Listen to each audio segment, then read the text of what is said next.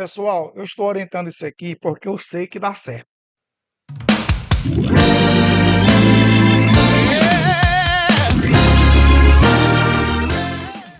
Nesse ponto aqui, você vai aprender uma estrutura básica da superintendência, né, do seu campo, da sua área, da sua igreja.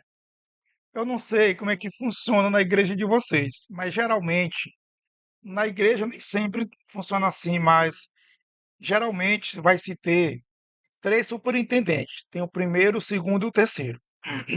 Se a congregação for pequena, só vai ter um, porque não tem nem gente para botar mesmo, não tem nem aluno, como é que vai ter mais de um superintendente? Mas geralmente, média, é três superintendentes, porque líder de mocidade é três, não sei o que, três. Eles se apregaram à triunidade, tudo é três. Então, possivelmente, na tua congregação tenha ter três superintendentes. Se tiver mais, glória a Deus. Se tiver menos, eu vou te fazer uma sugestão. Então vamos lá. Vamos ver como é que está a superintendência da tua EBD. No padrão, certo? Tem o primeiro, o segundo e o terceiro. Esse aqui foi um plano que eu fiz alguns anos atrás. Ele sempre funciona. O primeiro superintendente, ele tem a responsabilidade, né, pela gestão geral da EBD. E geralmente o primeiro superintendente, porque a pessoa vai colocar como superintendente, julga-se que é uma pessoa que está preparada, que tem conhecimento, que tem uma certa base. Pelo menos esses deveriam ser os critérios. Não sei na sua igreja, mas deveria ser esse critério. Então, o superintendente, ele precisa ter um conhecimento bíblico, teológico, porque se o professor não souber, ele vai correr para onde?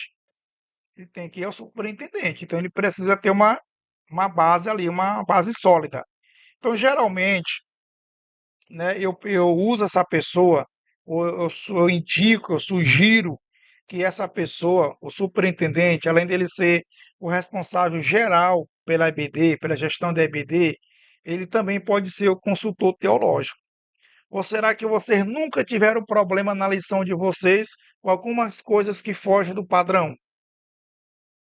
Sim ou não? Sim. Sim, E já. nessas horas, como é que se resolve? O professor se vira, ele fala o que quer, ou ele precisa recorrer a você? Recorre, sim. Precisa recorrer. E aí, se você não tiver habilidade de orientar, como é que vai ser? Como é que ele vai orientar a turma?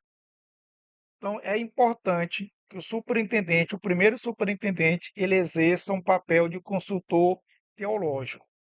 Então, é importante que ele seja o primeiro a ler a lição, a ter uma noção, e quando se levantar alguns pontos que foram abordados que fogem do padrão da sua denominação, que geralmente é a Assembleia de Deus que usa a lição da CPAD, você tem ali uma base para orientar os professores, pode ver com seu pastor, e aí ter um consenso e dizer, professor, nós vamos adotar essa linha.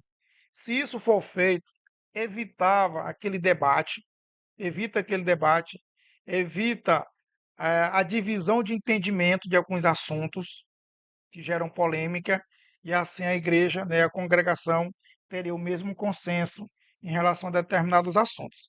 Então, eu sugiro que o primeiro superintendente, você, que é o primeiro superintendente, além da responsabilidade geral da gestão da EBD, você faça o papel de consultor teológico. O segundo superintendente, ele precisa ser responsável pela gestão da secretaria. Então, olha só, não é porque você é superintendente que você precisa dar conta da gestão geral e ainda dá tempo do papel de secretaria, preencher relatório, preencher isso e aquilo, você vai morrer. É tipo você bater o escanteio e correr para cabecear. Não vai ter como. Como é que você vai acompanhar o professor? Como é que você vai assistir uma aula? Porque, querido superintendente, existem dois tipos de pessoas que não participam do EBD para aprender. É o superintendente, porque está ocupado, e o professor. Tem professor que passa o ano todinho sem sentar para assistir uma aula. Como é que pode um negócio desse? Tem superintendente que nunca sentou na sala para assistir uma aula, porque ele está sobrecarregado. Então, se você tem um vice, diga para ele, olha, nós vamos organizar da seguinte forma, você será responsável pela gestão da Secretaria da EBD. Todos os relatórios passam por você. se preocupe no relatório, ele pode colocar ali um auxiliar e ficar revezando. Ele fica ali na supervisão, que geralmente isso já é feito em cada classe. Os relatórios são preenchidos, então ele vai só supervisionar se está tudo certo. E ele dá um apoio ali ao primeiro superintendente na visão geral. O terceiro superintendente, ele deve ser responsável pela gestão dos trabalhos da EBD, ou seja, verificar se o local está ok, se tiver estrutura está ok, se tiver data show está funcionando, se tem cadeira que atende todo mundo. Então, se observe. Deixa eu perguntar aqui. Na sua igreja, na superintendência, tem você ou tem 3 pessoas? Me respondam aí. A gente tem mais um. Mais um? Na minha tem dois. E pensa que está à parte. Certo. Então, observe que na maioria aqui tem você e mais um, pelo menos, né? Ou vai ter você, mais 2, 3, mas a Jaqueline falou que lá na congregação dela é 2 pessoas. Jaqueline, você já havia pensado nesse modelo de pegar essas atividades específicas e dividir entre vocês dois? Ou duas? Não, são dois, é eu e meu esposo. Pois é, você Mas já com essa divisão, não. faz sentido para você ou não faz? Com certeza, muito. André, você já tinha pensado nessa organização assim? Já tinha pensado assim, Show de bola. porque acredito que fica mais fácil, né, trabalhar nessa divisão, né? Fica mais fácil. E você, como o primeiro superintendente, só supervisiona se está tudo funcionando ok. Porque essa é a responsabilidade Isso, sua. Seu relatório estão ok, verdade. então, parabéns. A estrutura está ok, tá, parabéns. Então, geralmente, o terceiro superintendente, a gente pode exercer para ele o papel de consultor pedagógico. Ah, pastor Fábio, lá na minha congregação é só eu e a esposa. Então, como a Jacqueline disse, é ela e o esposo dela. Então, um pode fazer o papel de consultor teológico, outro papel do consultor pedagógico, né, de procurar orientar como o professor vai transmitir esse ensino. Porque, pessoal, arroz com feijão todo dia abusa. Não tem que aguente arroz com feijão todo dia. Ou seja, aquela Verdade. aula todo dia do mesmo jeito, aí você quer que o aluno esteja presente. Não vai. Ele abusa, ele enjoa. E aí cabe a você, superintendente, de corrigir esses pontos. Aí, se você tiver um auxílio de um pedagogo, pode ser até um irmão. Ah, pastor, ó, por exemplo, a Jaqueline, ah, pastor, eu não sou pedagoga, o meu marido não é pedagogo, mas na tua congregação tem um pedagogo que trabalha na escola secular, por exemplo? Tem. Então chama essa pessoa para compor a equipe. E ela pode ser ali o consultor pedagógico da superintendência da EBD. Vocês já tinham pensado nisso, sim ou não?